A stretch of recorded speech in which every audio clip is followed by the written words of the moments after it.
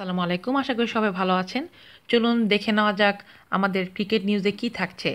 দেশে ফিরছেন Mustafiz. Vivo Indian premier লিগের দশম আসরে গতবারের চ্যাম্পিয়ন সানরাইজার্স হায়দ্রাবাদের হয়ে খেলতে শ্রীলঙ্কা সফর শেষে ভারতের উদ্দেশ্যে রওনা দিয়েছেন এই কাটার মাস্টার। আসন্ন ত্রিদেশীয় সিরিজের জন্য শুরুতে কন্ডিশন ক্যাম্পে দলের সঙ্গে যোগ দেওয়ার কথা না থাকলেও সিদ্ধান্ত পাল্টে আগামী 25 তারিখ দেশে ফিরছেন মুস্তাফিজ।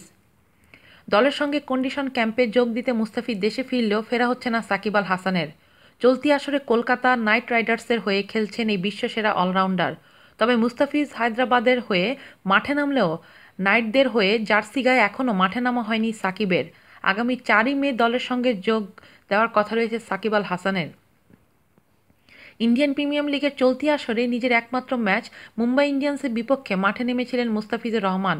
সেই ম্যাচে 2.4 ওভার বল করে বিনা উইকেটে 34 রান দিয়েছেন মুস্তাফিজ। প্রথম ম্যাচে অতিরিক্ত খরচে বোলার হয়ে হায়দ্রাবাদের বাকি ম্যাচগুলোতে দেখা যায়নি মুস্তাফিজকে। আইপিএলের গত আসরে বল হাতে উজ্জ্বল ছিলেন এই কাটার মাস্টার। দলের শিরোপা জয়ে রেখেছেন বড় অবদান। 16 ম্যাচে 6.90 গড়ে নিয়েছেন 17টি উইকেট। তার এই অনবদ্য পারফরম্যান্সের কারণে বেশ প্রশংসিত হয়েছিলেন মুস্তাফিজ। তবে এই আসরে মোটেও ভালো শুরু করেননি এই কাটার মাস্টার। অন্যদিকে ত্রিদেশীয় সিরিজ খেলতে আগামী 26 তারিখ ইংল্যান্ডের উদ্দেশ্যে দেশ ছাড়বে বাংলাদেশ। ত্রিদেশীয় সিরিজের পূর্বে ইংল্যান্ড 10 দিনের ক্যাম্প করবে বাংলাদেশে, খেলবে দুটি প্রস্তুতি ম্যাচও।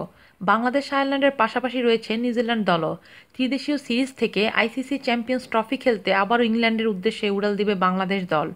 টুর্নামেন্টের সূচি অনুযায়ী স্বাগতিক ইংল্যান্ডের বিপক্ষে নিজেদের প্রথম ম্যাচ জুনের 5 তারিখে খেলবে অস্ট্রেলিয়ার বিপক্ষে এবং গ্রুপে নিজেদের শেষ ম্যাচে জুন 9 তারিখে খেলবে নিউজিল্যান্ডের বিপক্ষে। আজ এ পর্যন্তই। সবাই ভালো থাকবেন। আল্লাহ হাফেজ।